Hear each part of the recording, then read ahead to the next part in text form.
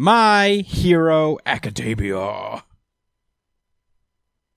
This is My Hero Academia, chapter 337, A Disposable Life.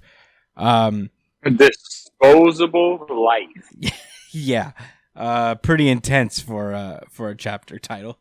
Last we left off with My Hero Academia, it was revealed that Yuga is the traitor behind everything that's been going on with UA since the beginning. He's been All For One's mole on the inside, and Midoriya and Hagakure are linking up to confront him.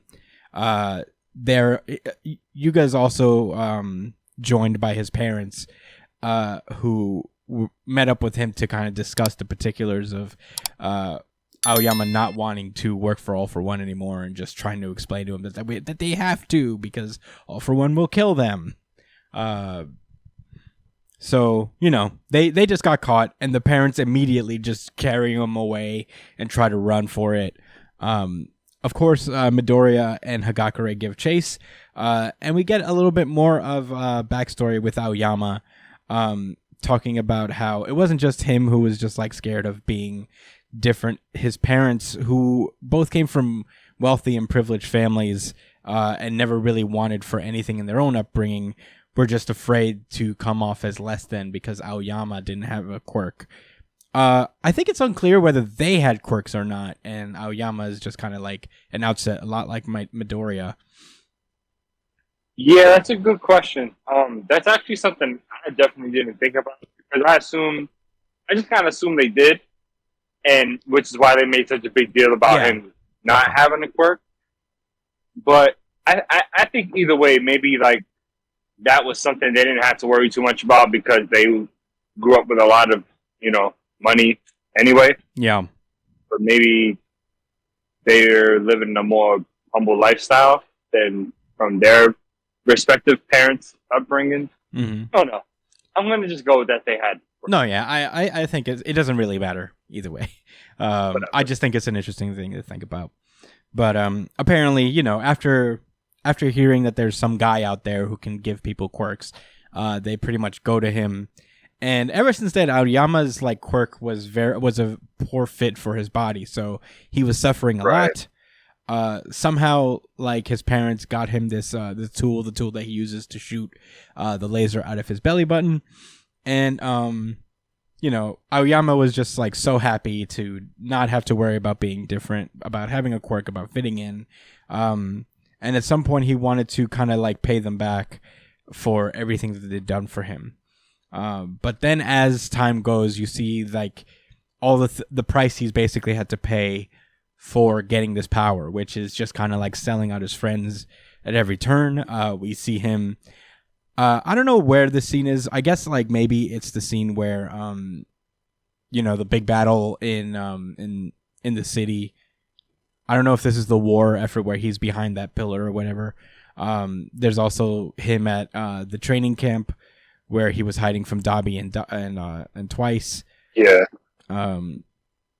Stuff like that. I think when he had the cave, I think that was when they was at the training site. Yeah. Like you mentioned. Yeah, where he was hiding in the bush. That was definitely the training camp thing. No. Prior to that, when you said in the destroyed buildings, I think that was actually the one of the training zones. Remember when they went to that off-site campus? Oh, the USJ where Midoriya first came. Where Shigaraki first. Oh yeah, that makes sense. That led me to believe that it was 13. How about that? Get it together. Same shit. Yeah. I mean, we thought it was the mouse. I was close. It was 13 the unlucky number, 7 is the lucky. Hey, you got it. You were close. No, I didn't. I'll give it to you. Hey, I'll give you the credit. Partial credit. So apparently, we get this little moment. We get what All For One is telling him through each one of these moments, informing where your class is going to be isolated. Tell me the location of your training camp. And now the most recent, I guess, order is that now that Izuku Midoriya has returned to UA, lure him somewhere alone. Before you even move forward, let me tell you, between what was said in that last bubble and what's about to happen on the next couple pages, I freaked the fuck out until I realized it wasn't the case. Let's move on. I just wanted to wanted to get that out first. Okay. And I'll break it down now. Okay. So he basically, Aoyama says that, as he proclaims that as that note he left, when he learned that, like me, you were born quirkless, I fell into despair, and he immediately just like blasts a laser out of his belly button, tries to attack Midoriya. Midoriya uses his one for all to do something, but luckily Hagakure is there, and she uses her quirk, which is her ability to refract light. Lasers from his belly button is still light. So, this has been done before. We've seen this before off of Hagakure, that her ability has to do with refracting light and reflecting it. And it is the source of her invisibility. And when she blocks the attack, she says that we could have been killed time after time. And now that all the Japan is totally messed up, what was going through your head this whole time? And she's just like really hammering in the questions to like, what the fuck were you thinking this entire time? And then Midoriya steps in, uses his black whip, captures all 3 of the traitors. And Midoriya is just like, listen, Aoyama, Hagakure just did you a favor. She doesn't want anyone else getting hurt. Okay. And he tells him to just stop and let this be over, as Midoriya is just like weeping over him. Obviously hurt. All right.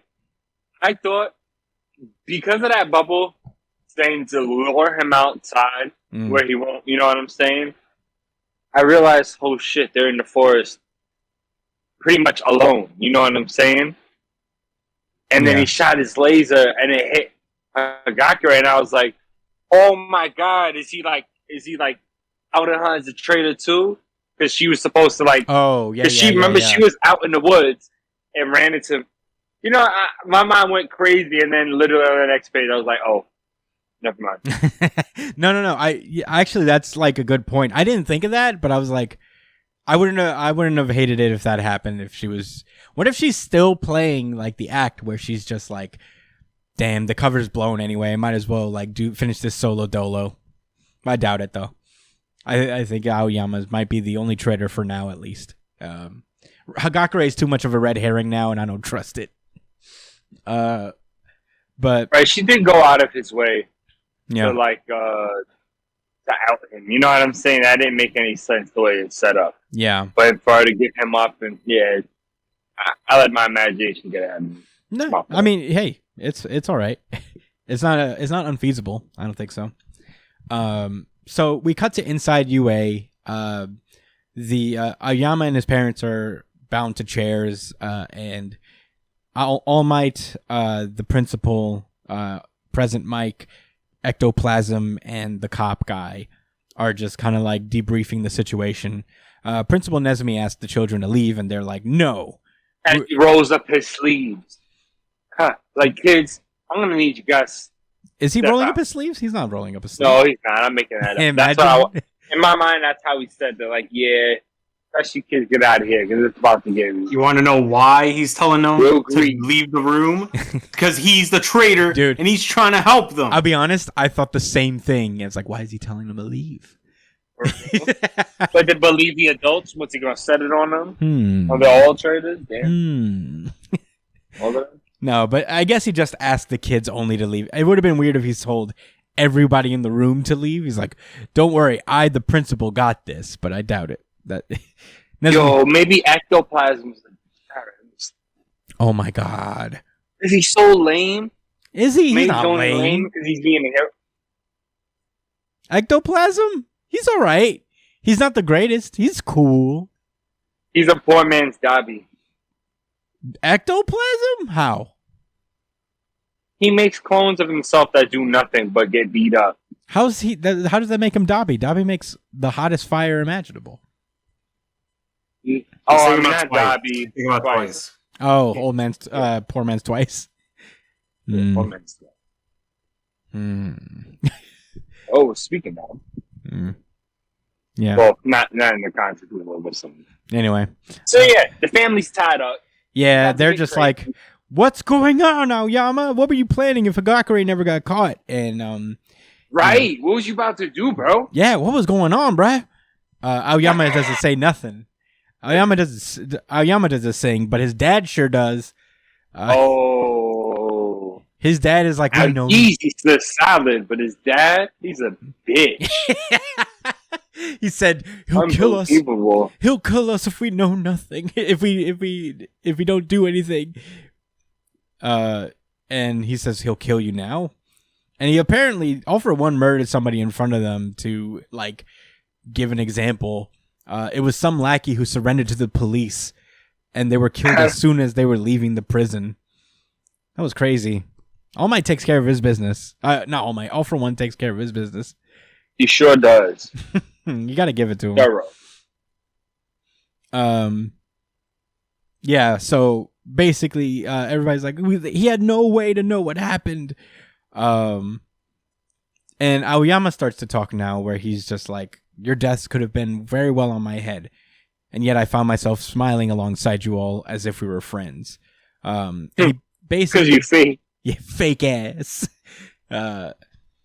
And he basically says that like once he learned that Midoriya was quirkless, he just like started to feel this crushing guilt because he was quirkless. His parents, I guess, assumingly, were afraid of him being quirkless, and they didn't take the hard way out. They basically took the easy way and just had All for One, made a deal with the devil essentially just to fit in, while Midoriya, a quirkless boy, is now standing up to All for One.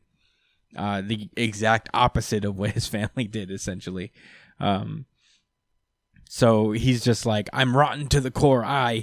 Yuga Aoyama, am a villain through and through. And that's when Deku is just like, then why did you try to save Bakugo and Tokoyami in the forest? And we cut back to when he lasered off his face that one time. Do that. Yeah, and then we are reminded of the message that he made in Cheese Pieces. Why did you do this? Like, even though that you were following his orders, all of these were like cries for help.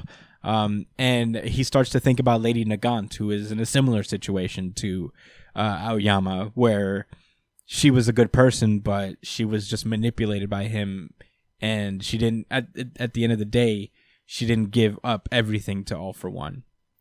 So it's not too late for Aoyama. Take my hand, you can be a hero, and that's where the chapter ends. Hugo was like, I see. I see.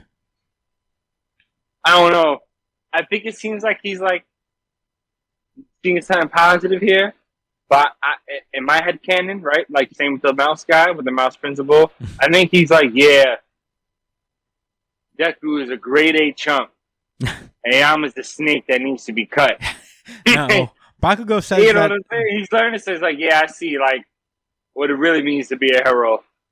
Smoke this nigga right now. I've heard enough. No, Bakugo says that I get it now, so I think what they're going to do is try to make Aoyama into a double agent. So that's interesting enough. That's where the chapter ends, by the way. They trying to get him squeezed. That's the day. You think he's going to be smooth enough to get around All for One? Who knows? I mean, we don't know their plan. His name is All for One, and he makes plans. But they had a death battle between Madara and Aizen.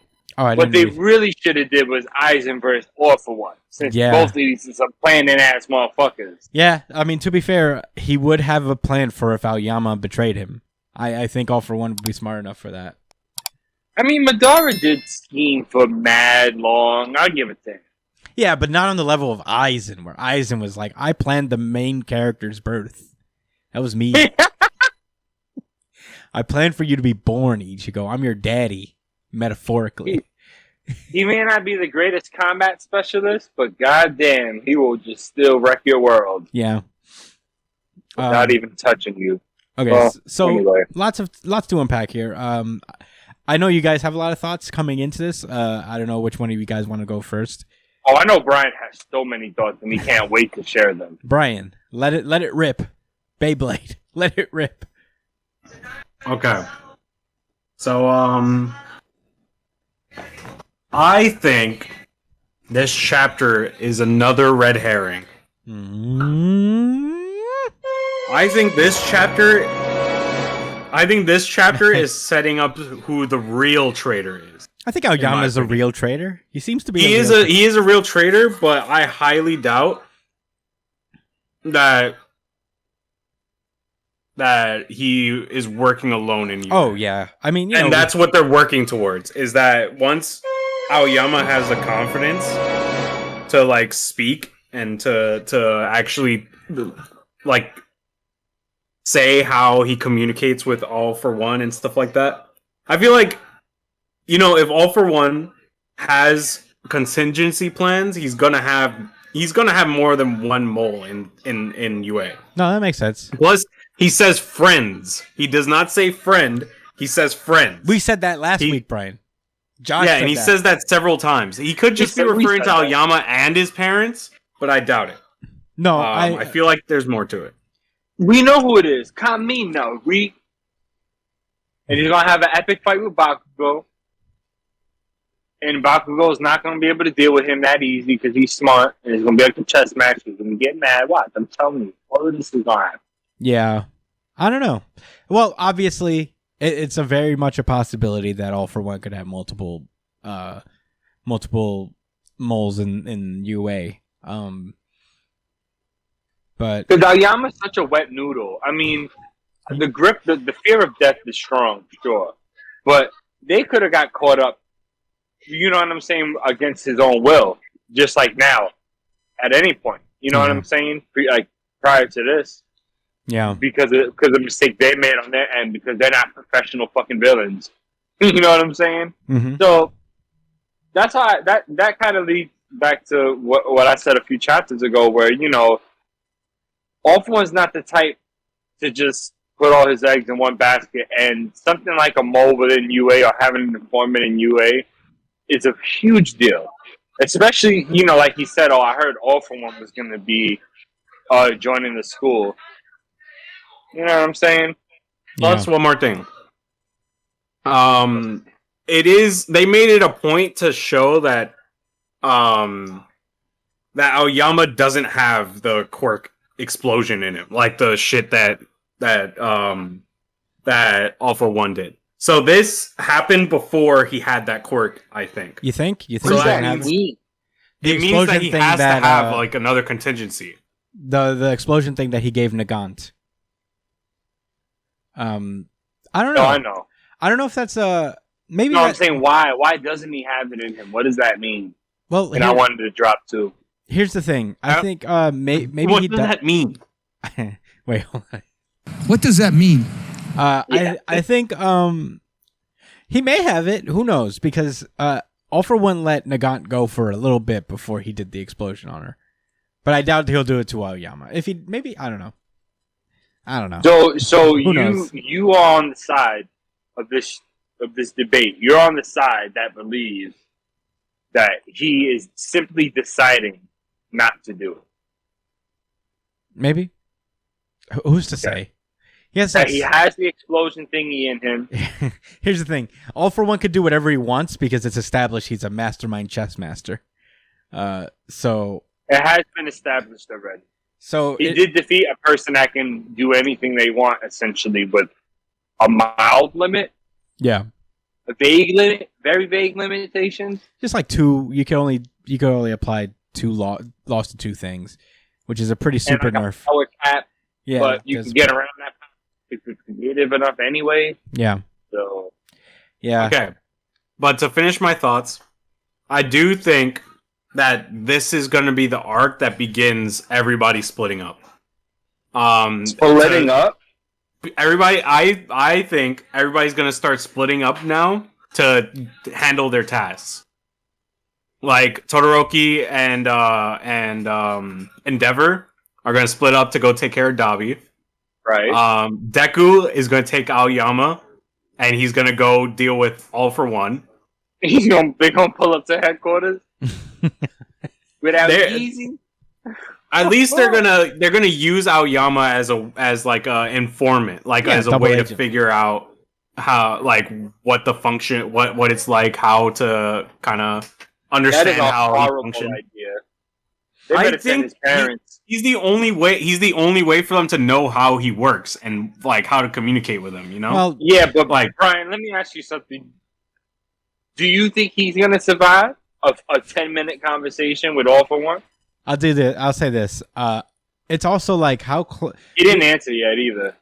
I'll say this. I don't think Aoyama is even that close because all of his communication has never been really with All for One in person. So he's not in the inner circle enough to just like pull up to headquarters. Probably there's going to be a lot But of contingency. He could draw them in and say, "I have some information." Maybe. Who's gonna?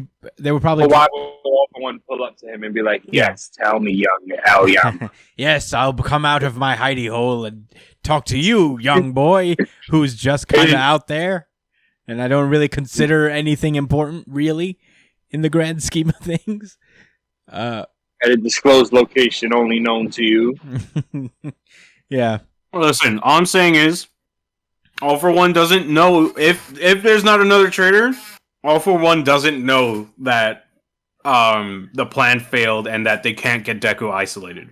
So they could Right. use Deku as a pawn in this instance to try to lure out a counterattack. You know. Yeah, And they made a point to say that Ragdoll's quirk isn't in play anymore. So that means they can't really sniff out people Nice. around he them. doesn't have search, so that's good. Thank goodness. That was her quirk? Yeah, search is she could find anybody basically, or I guess like anybody I she's thought she had met. telepathy. No, that's the other one. There's 3 of them plus the guy. There's the Earth lady, the Earthbender. There's the telepathy lady, and there's Ragdoll who had search. All for One took Wow. Ragdoll at one point. It was during the wasn't Yeah, it yeah, during no, training. I remember that. I remember he took. I thought he took the Telepathy girl. mind. No. The telepathy. No. What do you call that? That's telepathy, right? To be able Yeah, to speak to be able to people speak with to their people. mind. That's telepathy, yes. Yeah. Okay, wait. Real quick, my thoughts. I think I like this chapter a lot more than the last one. Here's the thing. I feel like this chapter should have probably been last chapter. I felt. I don't. Maybe this could have been done in the last chapter as well, and it could have closed off when Midoriya just stopped everyone. And was because we got the same information that we got in the last Yeah. chapter. And it was just more exciting and more visual. It's more through flashback narration, actual physical examples of him telling All for One where they are. It's relaying the same information in a better way than last week, I think. So Last chapter was what, 15 pages? yeah, last chapter was really short. So I don't. that one piece. Yeah, like this could have been one. I think he could have condensed this into one chapter, but here I go complaining about it not. You know what I'm saying? Yeah. And Well- not condensing something when that's all I complain about usually that he. And that's the only reason I say it. Stuff. But it's different.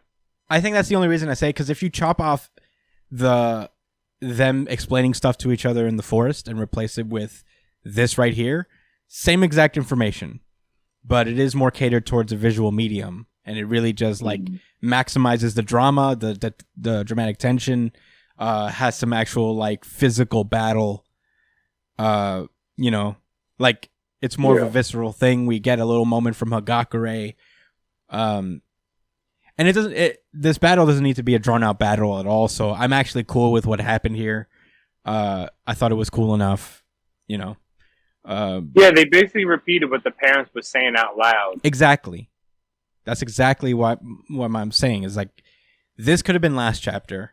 Like just cut out the just like paragraph bubbles of them just talking to each other and explaining this stuff to each other because it's not natural because everybody in that circle knows this information and they're just relaying it to each other for our sake, the audience.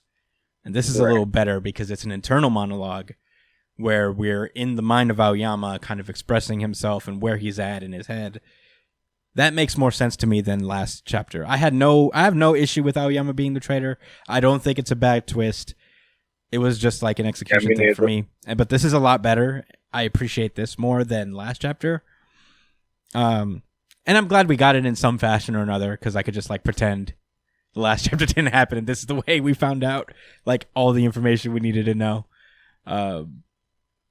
But yeah, I mean, that's all. I'm ready to see what happens next. Yeah, you know what I'm saying, all the drama shit. Oh God, Aoyama, you win. All right, well, what are we gonna do now? Yeah, I mean, it is not bro, helped. You riding or we putting you in prison? It is not helped by the fact that it doesn't really matter who the traitor was, because a lot of the support, it could have been anybody in the lower supporting cast.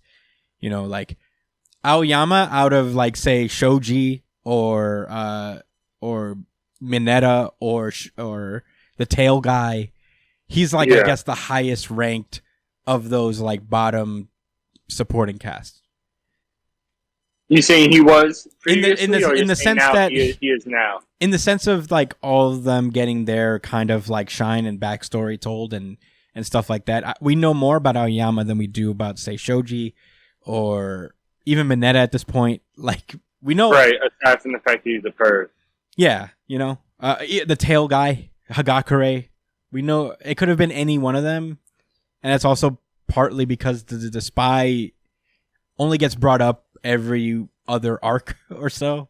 It wasn't like a massive mystery that was prevailing in the story. So that's why like I guess it doesn't hit as hard. That's why like it's like the Aoyama type of thing. Cuz it's like, all right, I guess it was Aoyama. Feels like it was just given, you know? Yeah, it could have without too much build up. Yeah. It was on our mind, sure, but we always talk about it. I don't know. I hesitate sometimes because I feel like, you know, let's see how he responds. But I don't know, man. Well, we always talk about it. I'm not all the way confident that, you know, he's going to prove that this drop was justified. It was done with purpose in the context of the story in the long run. You know what I'm saying? Yeah. I feel like this maybe was done on a whim. Who knows, bro? I'm not writing this story. No, I see the narrative significance of Aoyama and why he's the traitor. And, you know, like I said before, why he's kind of like just another mirror to what Deku is. Like Shigaraki is in Bakugo to a degree. You know, I get what he's going for, and that's why I'm like, this is not a bad twist at all. And I like Aoyama's backstory when it's like pushed up against Midoriya's and the contrast that's trying to be built there. There's just like weird execution things, and I'm not gonna get into it because I got into it last week. But I just do want to praise this chapter. I thought this was a pretty good one. I'll give this one my RGC, honestly. Certified RGC. Certified RGC. Certified RGC. Which is a little rough for me because I actually, going into this podcast, I didn't really know what my feelings were on this chapter, even though I've read it a couple times over. But I guess letting go and just judging it on its own, like the true unbiased king I am. I had to make a gut RGC call this week. It's not calling my hero though. Yeah, that's fair. I don't know if Brian's back yet, but I don't think he didn't say it was his RGC. So RGC as well. Damn it! Certified RGC. Certified RGC. Certified RGC. All right, I guess Brian's. I'm a little surprised from you, Chris. To be honest, Deku's speech pulled me over. Honestly, I'll say it's very one for all of Deku to say that kind of speech. You know? Yeah. Sure. Yeah, I gave it my RGC if only to, I guess, solidify what I was saying before versus what I said last week. And it's like, that's not how you do it, but this chapter is how you do it. This should have been last week. The fact that last week there's not much change from this week to last week, and I kind of was already okay with last week. I wasn't as perturbed by it. Yeah. Believe it or not, as you, because I was really like looking towards thinking ahead towards the future. But getting this chapter kind of like mellowed me over. Mm-hmm. Wasn't disappointed, but it definitely wasn't. It didn't build any hype. It kind of just, like you said, it was like a lateral move, right? You know, when the quarterback throws it to the wide receiver and they just make it to the line of scrimmage, it's just like, yeah, all right. Well, we didn't lose yards, I guess. Well, that's that's the real knock on this chapter, if there is one. It's that, you know, this is last chapter. Half of this chapter was last chapter. But well, I don't want to go in circles about that again. Yeah, neither do I.